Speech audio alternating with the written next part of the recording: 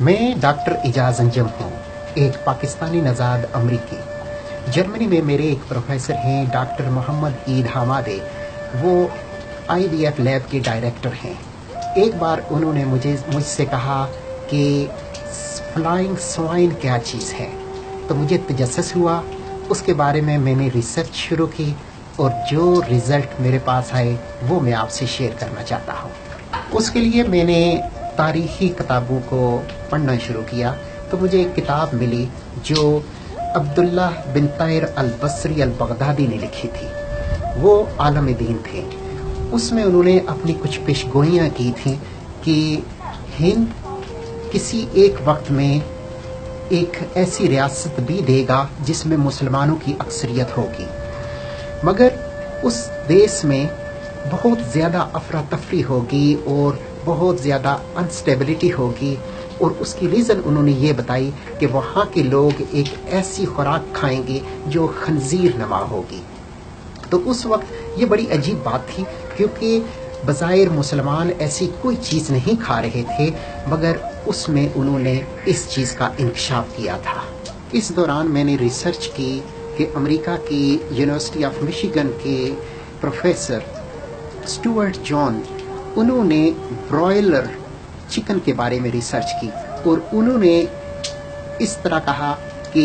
خنزیر اور broiler chicken کی جو ماڈل ہے وہ ایک ہی ہے، یعنی کہ اس میں جو امینو ایسڈز کی ترتیب ہے وہ بہت زیادہ ملتی جلتی ہے۔ دوسرے لفظوں میں جو برائلر چکن کریٹ کیا گیا ہے وہ خنزیر کے ماڈل پر ہی تیار کیا گیا ہے۔ یہ ایک بہت بڑا انکشاف تھا جس کی وجہ سے امریکہ کی ملٹی بلین ڈالر کی انڈسٹری متاثر ہو سکتی تھی۔ انہوں نے ڈاکٹر اسٹوارٹ جانس کو گرفتار کیا اور انہیں پاگل قرار دیا اور انہیں مینٹل ہاسپٹل میں داخل کر دیا، اور پھر نومبر 2015 میں اس ہاسپٹل میں ہی اس کی موت بھی واقع ہوگی، جو کہ بظاہر کوئی ایسی ریزن نہیں تھی، شاید ان کو قتل کیا گیا ہو تاکہ یہ ریسرچ آگے نہ آئے اور اس سے جو ہمارا نقصان ہوگا وہ اس نقصان سے ہم بچ جائیں۔ ان عالم دین کی بات کو اگر کنسیڈر کریں تو ہمیں اس چیز کا لازمی طور پر نتیجہ ملتا ہے کہ واقعی ہی پاکستان کی ایک ریاست ہندوستان سے جدا ہوئی ہے، اور ان کے لوگوں میں ایسی بے دینی ہے اور وہ ملک ایک افراتفری کا شکار ہے۔ تو ایک تو بات ظاہر ہو گئی، اور دوسری بات جو انہوں نے وہاں لکھی تھی کہ وہ خنزیر نما چیز کھائیں گے، تو اس کے بارے میں بھی یہ ریسرچ سامنے آ گئی ہے کہ وہ دراصل برائلر چکن ہے، جس کی ترتیب تقریباً خنزیر کے گوشت سے ہی ملتی ہے، اور اس کو اسی ماڈل سے ہی تیار کیا گیا ہے جس طرح خنزیر کو تیار کیا گیا ہے، یعنی کہ ان دونوں میں جو کیمیکل میک اپ ہے، ان کی امینو ایسڈز کی ترتیب ہے، وہ تقریباً ملتی جلتی ہے۔ دوسرے لفظوں میں ان کی یہ پیشنگوئی سچ ثابت ہوئی کہ لوگ ایسی روحانی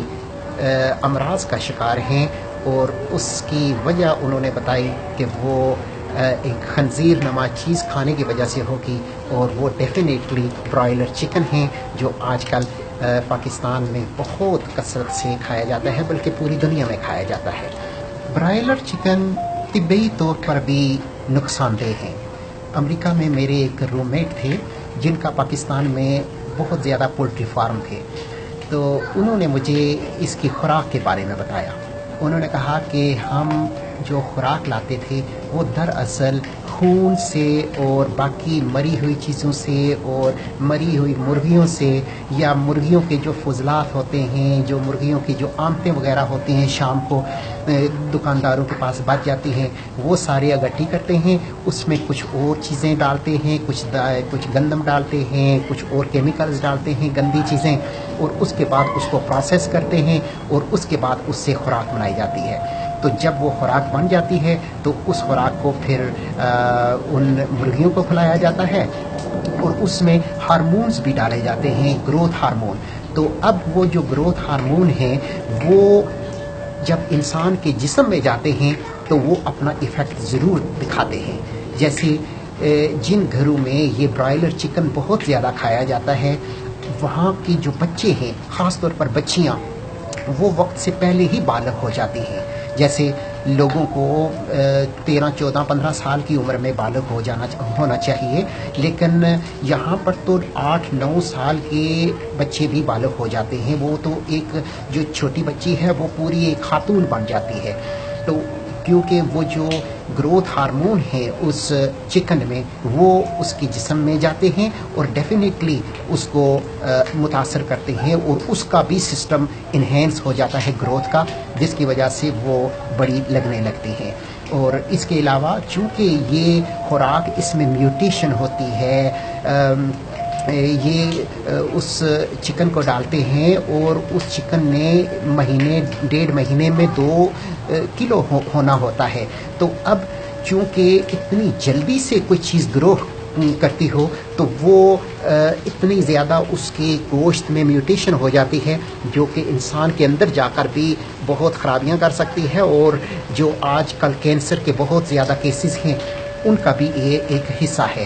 اور یہ خوراک اتنی ہیلدی خوراک نہیں ہے، جس کی وجہ سے لوگوں کو بہت ساری بیماریوں کا سامنا کرنا پڑ رہا ہے. اب چونکہ اس تاریخی کتاب اور جدید ریسرچ سے یہ ثابت ہو چکا ہے کہ برائلر چکن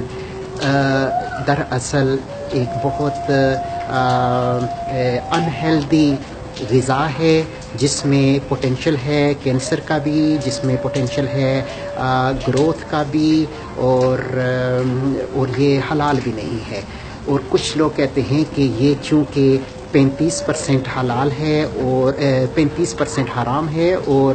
65% یہ حلال ہے، تو چونکہ یہ غالب امکان یہی ہے کہ یہ حلال ہے. لیکن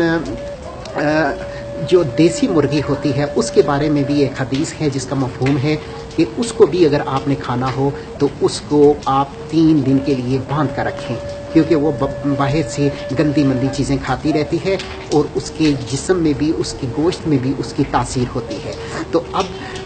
اس سے بچنے کے لیے انہوں نے کہا کہ اس کو 3 دن کے لیے باندھ کر رکھیں. تو یہ جو فارمی مرغی ہے، اس کی تو غذا ہی ساری حرام چیزوں سے بنی ہوئی ہوتی ہے، اور اس کو فوری طور پر وہ ذبح کر کے تو اس کو پکا لیا جاتا ہے اور کھا لیا جاتا ہے، جو کہ ایک غیر مناسب قسم کی چیز ہے. ویسے بھی حرام سے بچنے کی تلقین کی گئی ہے کہ دواؤں کی قبولیت کے لیے ضروری ہے کہ جو چیز انسان کھائے وہ حلال کی ہو. تو اس کے 2 معنی ہیں، ایک تو جو کمائی ہو وہ حلال کی ہو، اور دوسرا وہ چیز حلال کی ہو جو آپ کنزیوم کر رہے ہیں. تو چونکہ اس میں غالب امکان ہے کہ یہ مکروہ ہے یا یہ حرام ہے، کیونکہ اس برائلر چکن کی جو خوراک ہے وہ حرام کے اجزاء سے بنائی جاتی ہے. تو پھر ہمیں اس سے اجتناب کرنا چاہیے، کیونکہ دواؤں کی قبول ہونا ہماری زندگی کا سب سے مین حصہ ہے، سب سے اہم حصہ ہے، جس کی ہم سب کو ضرورت ہے. یہ ویڈیو سننے کا شکریہ، اور مجھے امید ہے کہ آپ اس انفارمیشن کو اپنے عزیزوں اور اپنے دوستوں کو ضرور شیئر کریں گے تاکہ ان کا بھی فائدہ ہو. اللہ حافظ.